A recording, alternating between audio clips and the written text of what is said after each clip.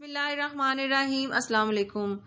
سب سے پہلے تو میں آپ سب کی بہت مشکور ہوں۔ اللہ تعالی ہم سب کو اس صدقہ جاریہ میں شامل ہونے کی توفیق عطا فرمائے۔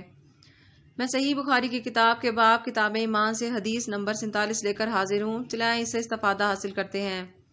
ہم سے احمد بن عبداللہ بن علی منجوفی نے بیان کیا، کہا ہم سے روح نے بیان کیا، کہا ہم سے اوف نے بیان کیا، انہوں نے حسن بصرہ اور محمد بن سیرین سے، انہوں نے ابو ہریرہ رضی اللہ تعالی عنہ سے کہ نبی کریم صلی اللہ علیہ وآلہ وسلم نے فرمایا، جو کوئی ایمان رکھ کر ثواب کی نیت سے کسی مسلمان کے جنازے کے ساتھ جائے اور نماز اور دفن سے فراغت ہونے تک اس کے ساتھ رہے تو وہ 2 قیرات ثواب لے کر لوٹے گا۔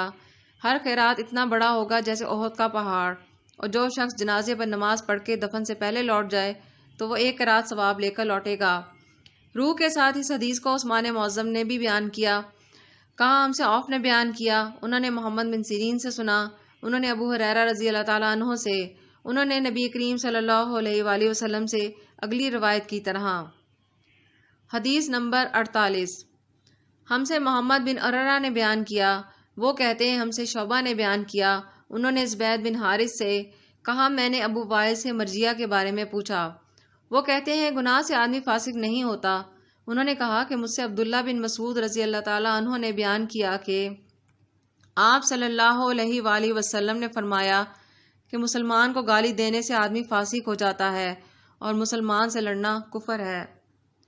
حدیث نمبر 49۔